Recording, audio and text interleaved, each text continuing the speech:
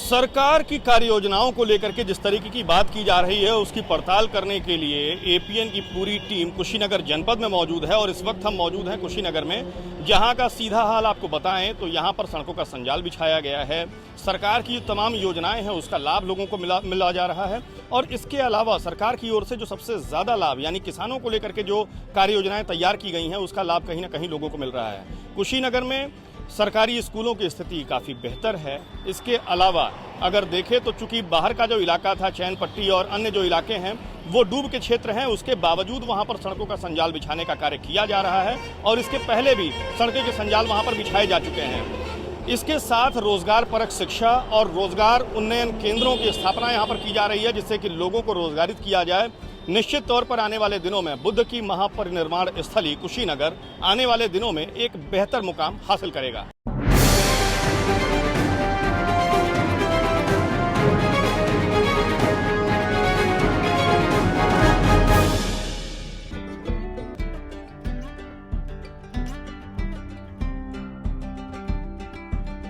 हमारा पड़ाव आ चुका है कुशीनगर जनपद में और यहाँ पर क्या क्या सुविधाएं सरकार की ओर से मिल रही हैं और सरकार की ओर से दी जाने वाली राहत को अधिकारी जनता तक कितना पहुंचा रहे हैं, इसकी पड़ताल करने के लिए एपीएन की पूरी टीम कुशीनगर जिले में मौजूद है। और ये तमाम वो लोग हैं जिनके मताधिकार से सरकार बनती है और सरकार नए नए तरीके की योजनाओं को संचालित करती है कि आखिर इन लोगों को किसी भी तरीके से लाभान्वित किया जाए।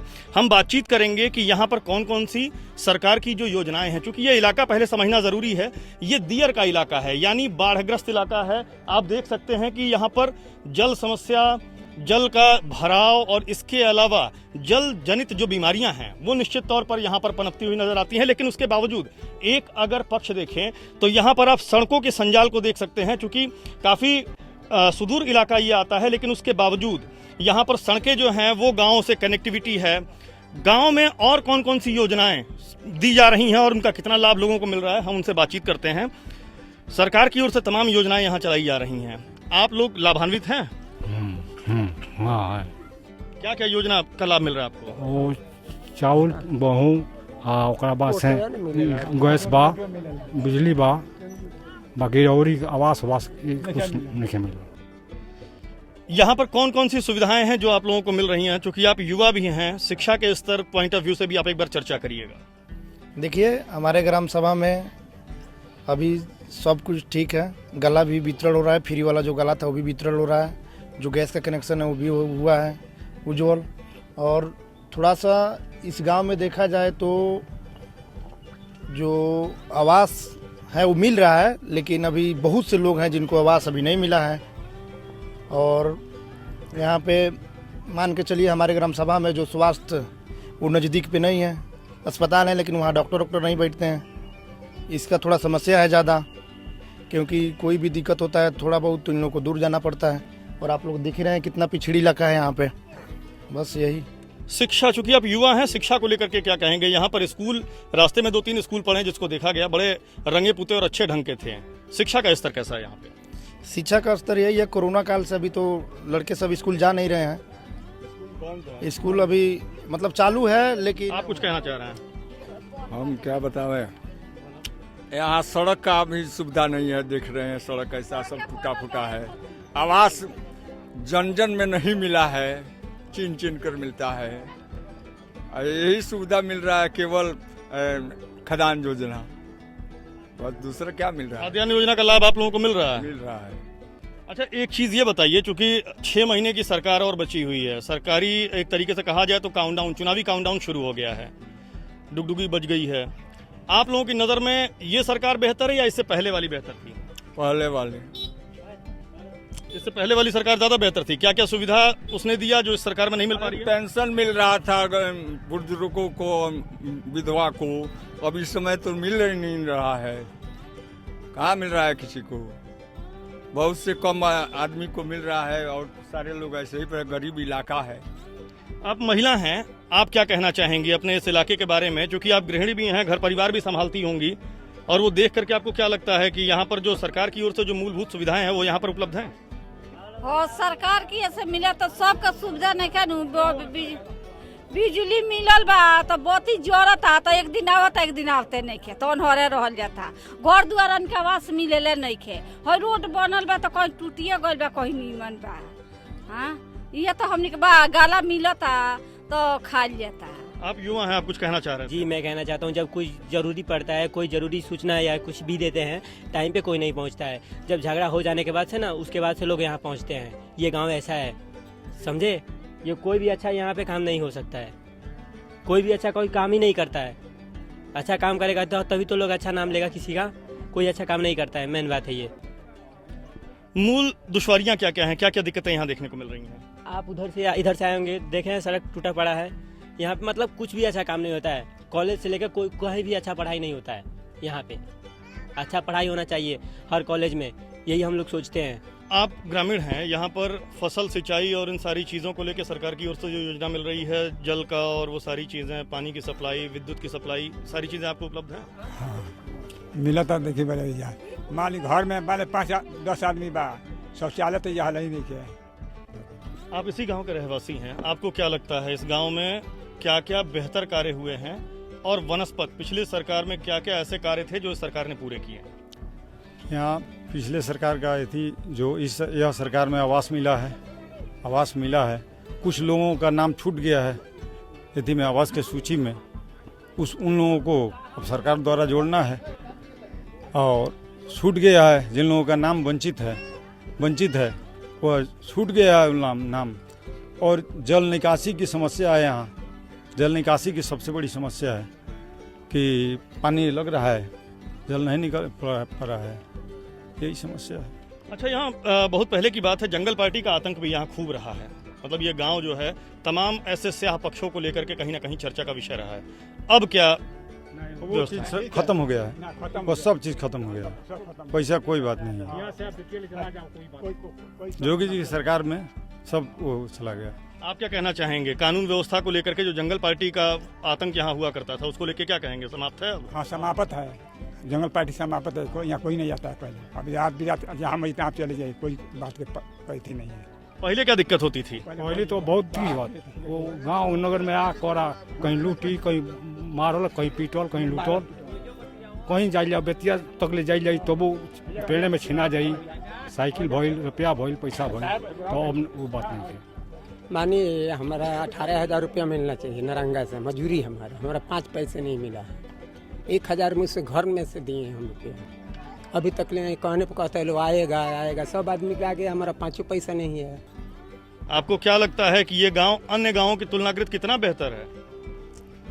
सब यहाँ से हमनी के खराब बनी जब बेहतर का बा, जेने ताकि उन्हें पानी जेने ताकत नहीं उन्हें सब परेशानी है। तना ठेहुना में जाके भर में जाके पानी में मैदान भर लेता है उन्हें। ओकरे बाद में घर दुआर के ठेकाने नहीं के, घर बा फूस के ढह गइल बा, कोनो ढिमला गइल बा, केहू पूछे निहारे नहीं के सरकार। महिला सम्मान और महिला स्वाभिमान की बात की जा रही है और ऐसे में यहाँ पर कुछ महिलाएं हमारे साथ खड़ी हैं कि उनके साथ यहाँ पता किया जाए कि सीएचसी और पीएचसी यानी जो जन सुविधाएं हैं स्वास्थ्य को लेके, वो उन तक कितना मुहैया हो पा रहा है। हॉस्पिटल यहाँ से कितना दूर है? हॉस्पिटल ही बा, हम जानता नहीं दुख कुछ ले। सुविधा पूरा है वहाँ पे? आप लोग जब जाते हैं कोई दिक्कत हो? पूरा गैला पर बहुत लापरवाही बा, जौन बा लोग ओइजा बहुत लापरवाही करता लोग, गैला पर ओइजा बहुत बुरता लोग, आ मोल गर्जू रहता लोग ओइजा। आ कहता लोग जब पैसा दो, हमरा पैसा चाहिए, जला पैसा नहीं खा तो लोग छुटकारा नहीं खेलो करत। आ बहुत दिकदारी वैजा हो जाता है जब ले जाकर मरेजी ले जा गैला पर। अच्छा, यहाँ पर एक और चीज हम जानना चाहेंगे आप लोगों से। सरकार जो है बड़ा वृहद कार्यक्रम चलाई थी वैक्सीनेशन का, कोरोना के वैक्सीन का, गांव के सभी लोगों को लगा हुआ है? नहीं लगा है नहीं क्या लगा सुई नहीं क्या लगा, कोई क्या नहीं लगा, कोई कोरोना वाला कोई नहीं आया हमारे गांव में लगाने वाला। कहाँ के मालूम भाई? हमारे गांव में मालूम नहीं चला, वो अपने आए, अपने चला गया। जैसे एक दिन आए लोग थे, एक दिन आकर हॉस्पिटल वाले लगाए, उसके बाद नहीं आए। आज 2 महीना हो गया, इतना बड़ा उसके गाँव बाद है, अभी कोई नहीं आया। इतना बड़ा गांव एक आदमी से थोड़ी ना होगा। अगर एक दिन रहे इतना बड़ा गांव में, एक दिन कोई आके वैक्सीन लगाए, अच्छा रहेगा? नहीं रहेगा। एक 10 मुश्किल से कम 100 आदमी को लगा के जाएगा। इतना बड़ा गांव में तो और आदमी को नहीं लगाएगा एक दिन में। बस यही सब बताएं। अच्छा, यहाँ पे एक दुश्वारी और भी रही है कि ये इलाका जो है दियर का इलाका है, बाढ़ग्रस्त इलाका है, डूब का इलाका है और यहाँ से बिहार बहुत नज़दीक है। तो शराब जो है, अवैध शराब, उसके लिए भी ये इलाका जाना जाता है। अब क्या उस पर रोकथाम लगी हुई है? हाँ, कुछ हद तक रोक लगे है। आप क्या कहेंगे, यहाँ पर जो शराब और जंगल पार्टी और इसके अलावा जो तमाम दिक्कतें और थीं, उनसे निजात मिली है? नहीं, देखिए यहाँ सबसे पहले तो ये चीज़ है जो कुछ लोग जो प्रधान के आदमी थे उनके सिलेंडर बट गया है। जो सबसे गरीब था वो पैसा नहीं दिया, 1000 रुपये उसको नहीं मिला है। अब जिसको पास पैसा है वो पैसा दे के आवास ले लेता है, जिसको पास नहीं पैसा है वो नहीं देता है। गरीब आदमी को तो आवास नहीं मिलता है यहाँ जवानदेल में। सबसे पहले ये जरूरी है। इसके अलावा अगर बातचीत की जाए यहाँ के लोगों से तो तमाम ऐसी जन समस्याएं और तमाम ऐसे कार्य हुए हैं जिनको लेकर के ये लोग चर्चा करना चाहते हैं और उस पर बातचीत भी होगी। और हम एक बार फिर आपको बता देना चाहते हैं कि इस वक्त हम मौजूद हैं कुशीनगर जनपद में और वो इलाका है जो दियर का इलाका है, डूब का इलाका है, बाढ़ग्रस्त इलाका है। तमाम दुश्वारियां हैं यहाँ जीने में लोगों के। और इसके अलावा अगर ये देखा जाए तो एक दौर था जब यहाँ पर कच्ची शराब और जंगल पार्टी के नाम से इस इलाके का नाम जाना जाता था। चैन पट्टी का एरिया है और यहाँ से अगर हम लोग बात करें तो तमाम लोगों की तमाम दुविधाएं और दुश्वारियां, कैसे उनको जीवन में कैसी दुश्वारियां आ रही हैं, उसकी पड़ताल एपीएन लगातार कर रहा है। हमारे साथ एक महानुभाव और हैं। यहाँ पर किस किस तरीके का काम हुआ है, जो सरकार की योजनाएं जो अब तक आप लोगों को नहीं मिल पा रही थी वो अब मिलनी शुरू हो गई हैं? देखिए, सरकार की योजना में वो ठीक है, जो योजना है वो तो मिल रहा है, थोड़ा बहुत मिल रहा है। लेकिन मेन मूल समस्या ये है कि हमारे यहाँ ये ग्राम सभा का मेन रास्ता है जाने वाला। अगर कोई किसी का तबीयत खराब हो जाए और मरीज को ले जाना पड़े तो मेन एक पुलिया रास्ते में पड़ता है। वो पुलिया पूरी तरह से ध्वस्त है। खुदा न खास्ता कभी वहाँ दुर्घटना हो सकता है। इस पे कोई नेता ध्यान नहीं देता है। एक हमारे भाजपा के नेता हैं रामपति राम त्रिपाठी जी, आज तक कभी इधर देखते भी नहीं हैं कि इस इलाके में कैसे लोग हैं, किस तरह से जी रहे हैं। सबसे पहले तो यहाँ बाढ़ की समस्या है।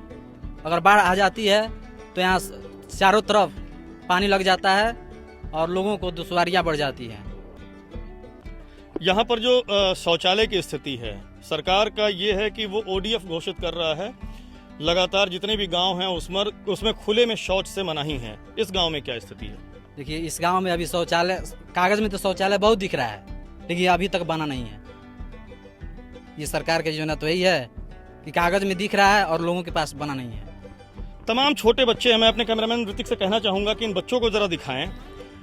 ये इस गांव की असल तस्वीर बयां कर रहे हैं। ये बच्चे आप देख सकते हैं, चारों तरफ जो छोटे बच्चे खड़े हैं, ये इस गांव की असल तस्वीर बयां कर रहे हैं। अब इस तरीके की स्थिति में अगर इस गांव को अगर समझने की कोशिश किया जाए तो शिक्षा की व्यवस्था और इसके अलावा यहाँ पर स्कूल की क्या स्थिति है, तमाम युवा हमारे साथ मौजूद हैं, हम उनसे जानकारी लेंगे। स्कूल वगैरह यहाँ से कितना दूर है और शिक्षा की क्या व्यवस्था है? स्कूल यहाँ नज़दीक है लेकिन अभी कोरोना काल से जो शिक्षा का अभाव है। कोरोना से पहले का बताइए। कोरोना से पहले ठीक था। कोरोना से पहले ठीक था। अभी कोरोना के बाद जो स्कूल का हालत है वो बहुत ख़राब है। टीचर वगैरह आते हैं कोरोना से पहले के समय तक, जब कोरोना के बाद से तो स्कूलों में लगातार पाबंदियां रहीं, लोग अपने बच्चों को भेज नहीं रहे थे। सरकार भी गाइडलाइन जारी की हुई थी कि स्कूल जो है वो बंद रहेंगे। कोरोना से पहले की स्थिति बताइए। टीचर्स वगैरह आते थे, बच्चों को शिक्षा मिलती थी? हाँ, यहाँ पे आते थे टीचर, सब शिक्षा मिलती थी। आते हैं टीचर यहाँ पे। आप क्या कहना चाहेंगे? आप भी एक युवा हैं। हाँ जी, आते थे मगर ना उतना पढ़ाई अच्छा से नहीं किया जाता है यहाँ पे। यहाँ पे आते थे मगर अच्छा से पढ़ाई नहीं करा के जाते थे। सिर्फ नाम के लिए आते थे, बस नाम के लिए आते थे कि हाँ मैं आ रहा हूँ, और ऑफिस में जाके बैठते थे, हाँ कि आया, 2 पढ़ाया और चले गया ऑफिस में। फिर बस कुछ कहना चाह रहे हैं? जी देखिए, यहाँ के शिक्षा का, यहाँ पे 800 बच्चों का एडमिशन है लेकिन यहाँ पे मास्टर 2 ही लोग हैं। जो सरकारी जो मास्टर है वो 2 लोग हैं और 800 बच्चे हैं। तो यहाँ पे आप बताइए, थोड़ा पढ़ाई बहुत डिस्टर्ब चलता है ना। पढ़ाई कोई भी ढंग का नहीं चलता है क्योंकि यहाँ ग्राम सभा के भी लोग हैं। यहाँ पूछ सकते हैं किसी का भी, कोई बच्चा से कुछ भी पूछिए नहीं बता पाएगा। जब 800 लड़के रहेंगे, 2 मास्टर, तो कहाँ से पढ़ाई उसमें होगा। ये है यहाँ प्राइमरी स्कूल का। यहाँ कॉलेज का बस रोड का बहुत ज़्यादा दिक्कत है, रोड भी बहुत टूटा है। आदमी अगर यहाँ अगर कोई सरकारी सूचना ले आना पड़े, कोई भी नहीं आ सकता है यहाँ पे, क्योंकि रोड टूटा है। अगर आएगा कहाँ से, यहाँ से आदमी को ले जाना पड़ेगा वहाँ। अगर एम्बुलेंस कोई भी सूचना अगर पहुँचाना हो तो वहाँ से आदमी पैदल आएगा, क्योंकि यहाँ रोड भी सही नहीं बना है, पैदल आएगा वो। सरकार की ओर से तमाम आपातकालीन नंबर भी जारी किए जाते हैं, डायल 112, 108, ये तमाम ऐसे। तो अगर आप जाने और आने के पत्राचार की बात कर रहे हैं तो दूरभाष की व्यवस्था सरकार ने किया हुआ है। जी, आ रहे हैं जा रहे हैं, वहाँ रोड टूटा है, ठीक है, मैं मान लिया रोड टूटा है, फिर वहाँ से आएगा तब यहाँ से आदमी को उठा के ले जाएगा, तब तक वो आदमी को क्या क्या हो सकता है। रोड टूटा रहेगा तो हो ही जाएगा। देखिए, सबसे बड़ा इस ग्राम सभा का जो मुद्दा है, वो जो इस ग्राम सभा से जाकर जो गांव है, वहाँ एक पुलिया है, जो पुलिया बीच से टूट गई है, वो कब गिर जाएगी उसका कोई गारंटी नहीं है। इस पे कोई नेता विधायक कोई उस पे नहीं देखता है। इस पे कितने बार आवाज़ उठाया जाता है लेकिन कोई सुनवाई नहीं होता है। मानकर चलिए यही एक रास्ता है जहाँ से हम लोग अस्पताल, चाहे मार्केट, चाहे कहीं भी जा सकते हैं। ये बाढ़ का इलाका है, लेकिन वो बरईटोला जो पुल है उसका कोई देख रेख नहीं है। आज से कम वो 4 साल से उसी तरह पड़ा हुआ है। जब हम लोग गांव के लोग वहाँ पे भारी वाहन मतलब रोक दिए हैं, क्योंकि भारी वाहन जब भी कोई भी आएगा छोटा मोटा तो पुल गिर सकता है, ऐसा उसका परिस्थिति है। लेकिन उस पर कोई सरकार का नेता कोई भी उसका सुनवाई नहीं है। और सबसे बड़ा मुद्दा है हमारे ग्राम सभा का, अगर पुल टूट जा रहा है तो यहाँ भूखे मरेंगे सब, या खाद ओद कोई भी हम लोग को मार्केट से ही लाना है तो वो सुविधा हम लोग का बहुत बंद हो जाएगा। उस रास्ते से जो एकदम मेन है वही रास्ता हम लोग का मेन है, और वो बीच से पुलिया टूट गया, आप जाकर देख सकते हैं, चाहे चलकर हम उसको दिखा देंगे। तो उस पर थोड़ा कार्रवाई होता तो हम लोग ग्राम सभा के लोग को बहुत ज़्यादा उससे फायदा होता। गांव के विकास को जोड़ने के लिए सड़क और पुल बेहद जरूरी होते हैं, और ऐसे में अगर किसी पुल जो कि तकरीबन 3 गांवों को जोड़ता हो और उस पर यह लिखा हो तो लोगों को सतर्क हो जाने की आवश्यकता है। निश्चित तौर पर ये सिवरही विकास खंड के साथ अगर हम बात करें तो तमकुही राज विधानसभा की स्थिति है कि ये जो सामने का पुल आपको दिखाई दे रहा है वो इस कदर जर्जर स्थिति में है। और यहाँ की कहानी ये है कि अगर कोई भारी वाहन या एम्बुलेंस जैसी कोई अगर लैस गाड़ी अगर यहाँ से निकलनी चाहे तो दिक्कत इस बात की है कि ये पुल कब बैठ जाए उसकी बानगी नहीं कही जा सकती। दूसरी महत्वपूर्ण चीज अगर देखा जाए तो इस पुल को लेकर के इन गांवों के लोग एक दूसरे से कनेक्टेड हैं। अगर आसपास कहीं जाना हो, आप ये दरारें देख सकते हैं, ये दरारें बयां कर रही हैं कि इस पुल की स्थिति क्या है। लोग यहाँ के जो लोग हैं उनसे बातचीत हुई थी तो उन लोगों ने कहा था कि 2 साल पहले, कितने साल पहले यहाँ पर काम शुरू हुआ था और कब बंद हो गया था? 3 साल पहले हुआ था काम। मुआवजा के चक्कर में PWD ने मुआवजा नहीं दिया और इस चक्कर में यहाँ झगड़ा हो गया और उसके बाद से काम बंद हो गया। मुआवजे के चक्कर में लोगों के जान से खिलवाड़ हो रहा है। आप देख सकते हैं कि यहाँ पर फाउंडेशन बन के तैयार है, 3 साल गुजर गए, यहाँ पर फिर एक नई ईंट तक नहीं रखी गई। और इतना बड़ा गांव, पीछे एक घनी आबादी है, और चूंकि जल जनित रोगों का एक कहा जाए तो जापानी इंसेफ्लाइटिस जो पूर्वांचल की त्रासदी या महामारी कहा जा सकता है, वैसी बीमारी यहाँ पर पैर पसारती है।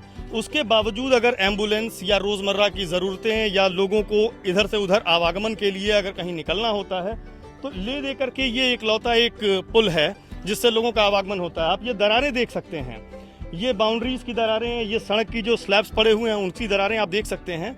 ये इस बात की तस्दीक करते हैं कि कितनी बुरी स्थिति में इस पुल को रखा गया है और सरकार इस पर क्यों आंखें मूंदे हुई है। या तो जनता के हित की बात कहने वाली सरकार या फिर यहाँ के जो जनप्रतिनिधि हैं उनसे इस बाबत अगर पूछा जाए तो उनका जवाब निश्चित तौर पर कहीं ना कहीं चौंकाने वाला होगा। कारण साफ है कि 6 महीने बाद फिर नई सरकार की एक इबारत लिखी जाएगी, लेकिन पिछले 4.5 सालों में यहाँ पर क्या काम हुआ है वो ये पुल बेहद अच्छे तरीके से बयां कर रहा है।